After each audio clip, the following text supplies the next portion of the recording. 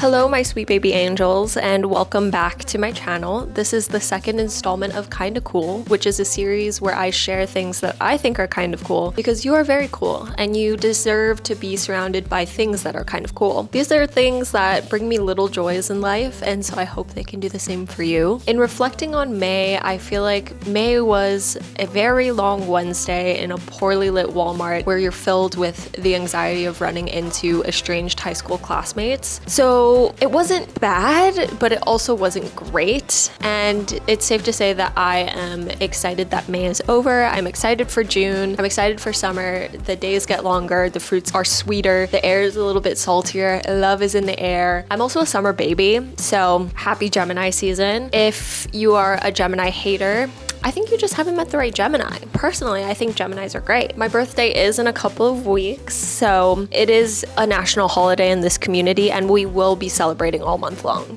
The first item that I thought was kind of cool this month are Elderberry immune gummies. I'm obsessed with these. I'm also traveling a lot this summer and later this year, so I'm trying to keep my immunity and health up as much as possible to avoid getting sick. But I'm taking a few of these on my trip, which I leave for today actually. And I feel like they just, whether it be placebo or actual health benefits, I feel like I genuinely feel better if I am feeling a little itch in my throat or feeling a little bit congested. Something about this helps me feel a little bit healthier. It's with zinc and vitamins C and D, so get all your necessary nutrients in this one delicious gummy. And if I could, I would eat the entire thing because these are delicious. If this jar wasn't $16, I would definitely eat this like candy. So highly recommend these. Another thing that I think is kind of cool is TikTok astrology readings. If there's one thing about me, I love learning about myself. I love gathering tools to understand myself better. I will stop and read every astrology post that I see on TikTok. And the latest one I came across for myself, also context, I am a Gemini sun, Libra moon, and Pisces rising. And so I found a reading for Gemini sun and Libra moon, and it says we are good communicators and great at social situations. They get along with different types of people, witty, charming, and articulate. They often tend to have dual careers, maybe in education, writing, something creative, etc., and may have difficulty making their mind up about things, which resonated with me deeply. I feel like that exactly describes me. And maybe it's a self-confirming bias, maybe there's no validity to it. Whatever your stance is, I enjoy learning about myself. And if there are any astrology girlies in the chat, I would love to hear what you think of my chart, but only good things. If you think bad things about my chart, maybe keep that as an inside thought and don't share that. But I'd love to learn more about myself. Gemini sun, Libra moon, Pisces rising. Next, I have rapid fire beauty favorites for you because I feel like I finally dialed in my skincare routine. My skin has been relatively clear, which is a pretty big feat for me. I usually have a lot of hormonal breakouts around my period, or sometimes I'll just get like a random spot. I feel like I never go longer than a week with absolutely clear skin. And so this routine has kept my skin relatively clear for a longer stint of time. I've been on this routine for maybe about a month and I genuinely feel like I'm finally seeing a difference in my skin. So rapid fire. For cleanser, I use the Vanicream Gentle Facial Cleanser. This is great. It doesn't leave my skin feeling stripped. It doesn't feel like there's any residue left on my face. It feels so clean. It's so gentle. I really actually love this and I will definitely be continuing to use this. Next, I think this item has made the biggest difference in my skin, and I was a little skeptical at first, but it is the Ordinary Glycolic Acid Exfoliating Toner. I actually use this day and night, and I thought that it would be too harsh for my skin because my skin is quite sensitive, but genuinely this just like removes any dead skin, clears out impurities. I feel like it makes my skin a little bit more taut in a good way. It doesn't leave my skin feeling too dry or too stripped. It doesn't burn for me. So I genuinely love this and will probably probably be purchasing a larger bottle. I really do think this has made the biggest difference in my skin. Next, I follow it up with a little bit of an extensive routine, but I think I'm finally locked in where this is like something I'm gonna stick with. I am trying the Mixune Centella Asiatica Essence. I was influenced by TikTok skincare influencers, but I think this has been pretty gentle, and I've heard that Centella Asiatica can help in clearing bacteria that causes acne. So this essence, after I use that toner, has been really soothing. I've noticed that my skin is pretty calm after I do this routine, and I've been really liking this. So depending on how my skin reacts for the rest of the bottle, because I have quite a long way to go, I will probably continue using this as well. After that essence, I use the Mixune Glacier Water Hyaluronic Acid Serum. Now this has been really nice. I love to include hyaluronic acid in my skincare routine because my skin is very dry, and this has been pretty amazing to use. I was using the Fresh Rose Toner for a while, and I did really like that as well, but this feels just very simple, super straightforward. It's nice and watery, so when I put it on my skin, it feels like it just soaks in really nicely, and so I've been enjoying this a lot. I also love how this is a huge bottle, so this will probably last me well through the summer, and I'm excited to keep using it.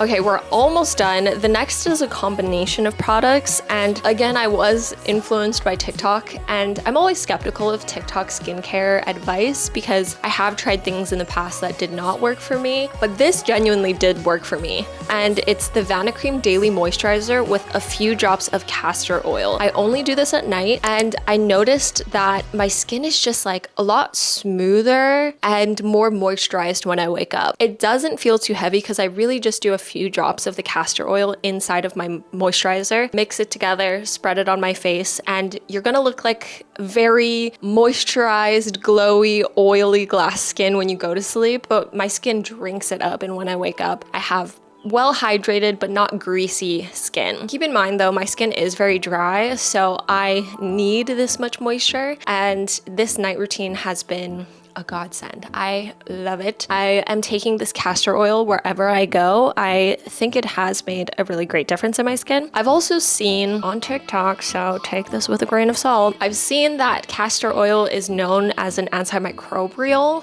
I think. So I think that's also helped in keeping my acne at bay. It's not only repairing my skin moisture barrier or my skin barrier, but it's also just removing any chance of bacteria for sitting on my skin. So this routine, I'm telling you, if you've tried everything and you're frustrated, maybe just try this, because this has been really helpful for my dry and acne prone skin. I did want to include a book favorite this month, and so I'm going to include the book that I've been reading currently, and that is the third book of the Poppy War trilogy, Burning God. I am almost done with this. I'm about 75% done, I believe. I'm also reading it on my Kindle, which is how I know that, but this trilogy has had me in a chokehold, and I think this trilogy is the reason for my slight reading slump this past month. It's not that it's a bad book, but I think I know that it's ending soon, and the stakes are just so incredibly high that I am scared to finish it, and I think that's why I just haven't been reaching for this book, just out of fear, really. Like, I love this series, I love the characters, I feel so intensely attached, and I just don't feel ready for what's to come. We're at a point in the story where I know there's a build, there's a final crescendo coming, and I can feel it in my bones, so I am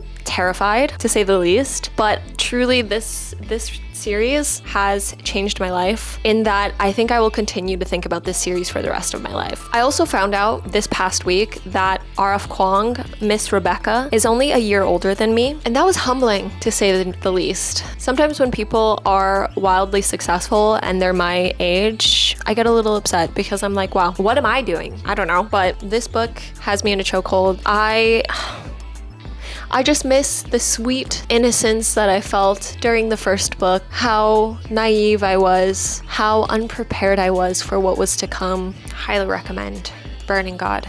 If I were to pick a favorite, I would probably say the first book is my favorite, because that's just really what wrapped me up into the world, what really made me fall in love with this story. but it's so hard to separate the 3 books because all of them build so well on top of each other that it's hard to single out a book that's your favorite of the trilogy.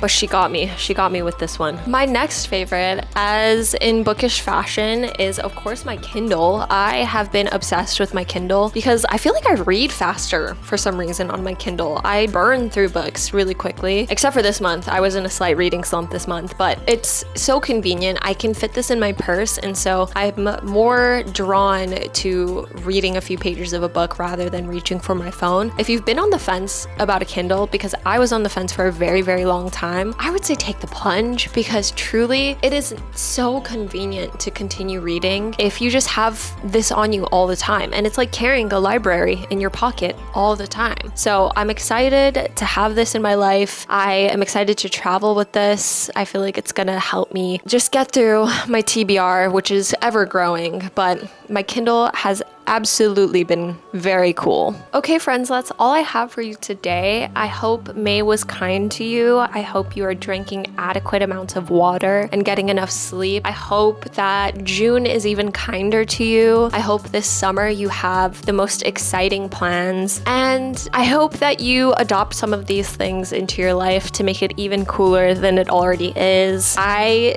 have found a lot of joy in creating this series because it's not like all beauty favorites. It's just little things in my life that have genuinely brought me some joy, and it's nice to reflect on those things that make my life just a little bit better. So I encourage you to reflect on things that you thought were kind of cool this month. I hope you have a beautiful day or night wherever you are, and I will see you in the next video. Oh, also, please leave comments down below of things that you think are kind of cool. I'm also looking for kind of cool things. So if you have a particular movie, TV show, book, beauty favorite, fragrance, new routine that you think is kind of cool that you'd like to share with the class, I encourage you to leave it down below. If you enjoyed this video, please give it a like. And if you want to see more videos like this from me, please subscribe. Our community here is growing and I'd love for you to be a part of it. One of my partner's friends suggested that we call our community the Gatherers because my name is Hunter. And I think that's really corny and funny. So